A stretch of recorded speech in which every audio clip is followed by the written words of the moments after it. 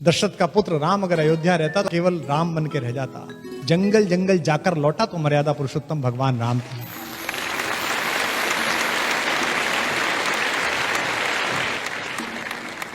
एक शेर मुझे उर्दू का याद आया, आप सबके भगवानों के नाम है, मेरे और आपके सबके।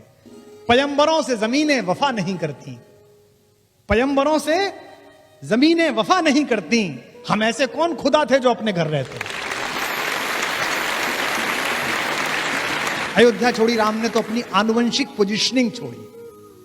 मैं अध्यात्म रामायण पढ़ रहा था तो उसमें बड़ा अच्छा उल्लेख था कि राम जंगल जाएं या ना जाएं, विश्वामित्र इस पे चर्चा कर रहे हैं वशिष्ठ से, तो राम वहां आ गए। तो पिता ने कहा कि तुम यहां मत बैठो, तुम्हारा ये निर्णय नहीं है, राजा का निर्णय मैं और गुरुजी कर लेंगे। राम ने कहा आपका निर्णय है, लेकिन चूंकि मेरे बारे में निर्णय है इसलिए मेरा बैठना जरूरी है, मैं जाऊंगा। उनसे कहा अच्छा जाना ही है तो सेना साथ ले जाओ। तो उन्होंने कहा कि जंगल के लोगों की रक्षा अगर सेना से ही होनी थी और सेना ही ठीक थी तो मेरे जाने से क्या था। पिता ने कहा अंगरक्षक साथ ले जाओ। तो उन्होंने कहा कि अगर मुझे अपने अंगों की रक्षा करने की चिंता करनी पड़ी तो जिन्हें दूसरों को बचाने जा रहा हूं, दूसरों को रक्षा करने जाऊं, उन्हें क्या करके आऊंगा, उनसे क्या कह के आऊंगा। रास्ते में विश्वामित्र उनसे बात करते जाते हैं। विश्वामित्र कहते हैं लड़ोगे कैसे। तो उन्होंने कहा कौन लोग हैं, कैसे लोग हैं। तो विश्वामित्र ने कहा कि वो तो जंगली लोग हैं। तो बोले उनसे उनके साथ ही लड़ेंगे। बोले उन्हें कुछ नहीं आता है। तो विश्वामित्र ने कहा उन्हें कुछ तो आता होगा, क्या काम करते हैं। तो विश्वामित्र ने कहा उनमें से कुछ लोग तो लकड़ी का काम करते हैं, बांस का काम करते हैं। राम ने कहा हो गया काम, उनसे बांस के तीर बनवाएंगे, उनसे धनुष बनवाएंगे, हमारी आर्टिलरी तैयार हो रही है। और क्या करते हैं, बोले लोहार हैं, लोहे का काम करते हैं, भील हैं, बहुत अच्छे, उनसे भाला बनवाएंगे, तलवार बनवाएंगे, ढाल बनवाएंगे, आधा काम तैयार हो रहा है। बोले और क्या है, बोले वो पशु पक्षी बांधने का काम करते हैं। बोले उनसे घोड़ों की ट्रेनिंग कराएंगे। तो बोले वो तो अपने काम करेंगे, तुम्हारी सेना में क्यों रहेंगे। उन्होंने कहा सेना में नहीं ले जा रहा, उनको सेल्फ डिफेंस सिखा रहा हूं, आत्मरक्षा सिखा रहा हूं। इस पूरे देश को आताताई सोच के खिलाफ खड़ा करने वाले पहले कमांडर का नाम मर्यादा पुरुषोत्तम राम है, जिसने तैयार किया हुआ। मित्र के साथ हो, भाई के साथ हो, अपनी पत्नी के साथ हो, पुत्र के साथ हो, आइडियल लाइफ स्ट्रक्चर कैसा खड़ा होना चाहिए वो राम का है। सबसे पहले अपने पिता के साथ, अपने भाइयों के साथ जो उनका व्यवहार है। आप में से कितने लोग जानते हैं, कितनों ने मानस वहां से पढ़ी है कि जब उनका राज्याभिषेक होना था तो उनकी एक ही शिकायत थी कैकेयी से। कैकेयी ने कहा कि बेटा तुम्हारा राज्याभिषेक होना है, तुम राजा बनोगे। तो उन्होंने एक ही शिकायत करी अपनी मां से कि ये कौन सी खराब बात है, हम चार भाई एक साथ पैदा हुए, हम एक साथ पले बढ़े और केवल बड़े का राज सिंहासन मिलेगा, केवल उसका राज्याभिषेक है तो गलत बात है, हम चारों को राज्य मिलना चाहिए। उनकी अकेली शर्त थी जीवन में, यानी कि समाजवाद का पहला स्टेटमेंट, सोशलिज्म का।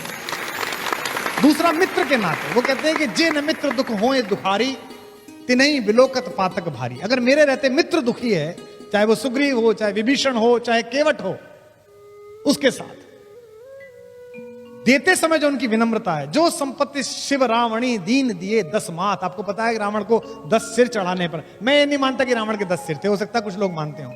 मुझे भी लोग कहते हैं कि साहब एक टाइम में 3 बुद्धि कैसे चलती हैं, चुटकुला भी याद आ जाता है, संस्मरण भी याद आ जाता है, कविता भी याद आ जाती है, यानी कि 3 तो अपने भी हो गए। तो वो ब्रह्मा के वंश में पैदा हुआ, पुलस्त मुनि के पुत्र विश्रवा का बेटा था। उसकी इंटेलिजेंसिया का जो क्वोशंट था वो 10 मस्तिष्क के बराबर था। वो इतना स्मार्ट और इतना ज्यादा इंटेलिजेंट था कि उसके पास 10 दिमागों के बराबर दिमाग था। तो कहानी चल गई कि भाई 10 सिर हैं उसके। ये सिर्फ मुहावरे हैं जिनको कालांतर में हमारी धार्मिक परंपरा ने सत्य सिद्ध कर दिया। हमारे पूरे धर्म की व्याख्या अधिकांशतः जिन लोगों ने की है वो श्रद्धा पर आयोजित है। भगवान ने ऐसा किया। मुझे राम क्यों प्रिय लगते हैं, राम के जीवन में चमत्कार नहीं है। आपने कभी नहीं देखा होगा राम को कि राम ने यूं करके आकाश में हाथ हिलाया और उसके बाद एक शस्त्र निकाला और फेंक दिया, ऐसा नहीं। सब कुछ अर्जित है जो अपना है। सबसे पहले जब जंगल में मिलने के लिए सारे लोग गए वनवास के समय, तो सबसे पहले प्रथम राम भेटी कैकेयी, सरल स्वभाव भगत मति गई। तीनों मां आकर खड़ी हुई, कौशल्या आकर खड़ी हुई, कैकेयी आकर खड़ी हुई, सुमित्रा आकर खड़ी हुई। राम उठे, राम को पता चला मां आई हैं, गुरु जी आए हैं। सोच के देखिए आप, राम क्या ऐसे हैं कि ये सीनियोरिटी नहीं जानेंगे, हायरार्की नहीं जानते वो, कि पहले अपनी मां के पैर छूं, फिर सुमित्रा के छूं, फिर कैकेयी के छूं। सबसे छोटी है वो तो, लेकिन उनको पता है कि इनके मन में दुख है, इनके मन में गिल्ट है, इसलिए अगर मैं सबसे पहले पैर छू लूंगा तो ये मानद हो जाएंगी, इनको मान्यता मिल जाएगी। आज मैथिली शरण गुप्त का जन्मदिन है। उन्होंने इस प्रसंग को कहा है कि तदनंतर बैठी सभा उठज के आगे, तदनंतर बैठी सभा उठज के आगे। रात को सब बैठ गए, चांदनी रात है, सब बैठे हुए हैं, बात कर रहे हैं। अब राम को मनाने के लिए लोग आए।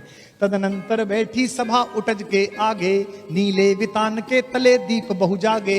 टकटकी लगाए नयन सुरों के थे वे, परिणाम उत्सुक उन भयातुरों के थे वे। उत्फुल्ल करौंदी कुंज वायु बह बह कर, करती थी सबको पुलक पूर्ण मह मह कर। वह चंद्रलोक था कहाँ चांदनी वैसी, प्रभु बोले गिरा गंभीर गूढ़ निधि जैसी। अब भगवान बोले, सामने भरत बैठा है, उससे बोले, हे भरत भद्र अब कहो अभीप्सित अपना। भाई भरत अब बताओ क्या चाहते हो। अब सोचिए जिसके ऊपर इतना आरोप लग रहा है उससे कह रहे हैं क्या चाहते हो। हे भरत भद्र अब कहो अभीप्सित अपना, सब सजग हो गए भंग हुआ जो सपना। भरत ने क्या कहा, हे आर्य रहा क्या भरत अभीप्सित अब भी मुझे कुछ चाहिए। मिल गया अकंटक राज्य उसे जब तब भी, पाया तुमने तरुतले अरण्य बसेरा। तुम जंगल में बैठे हो, भाभी के पैर में कांटे हैं, तुमको खाने को नहीं मिल रहा, मैं महल में बैठा हूं, इसी के दिन के लिए तो आया हूं। इसीलिए राम की कथा त्याग की सबसे बड़ी कथा है। राम के नाम पर दुकान चलाने वाले लोगों को समझना चाहिए कि दुनिया में ऐसा उदाहरण कभी नहीं हुआ जहां एक सिंहासन दो भाइयों के बीच 14 साल फुटबॉल की तरह चलता रहा।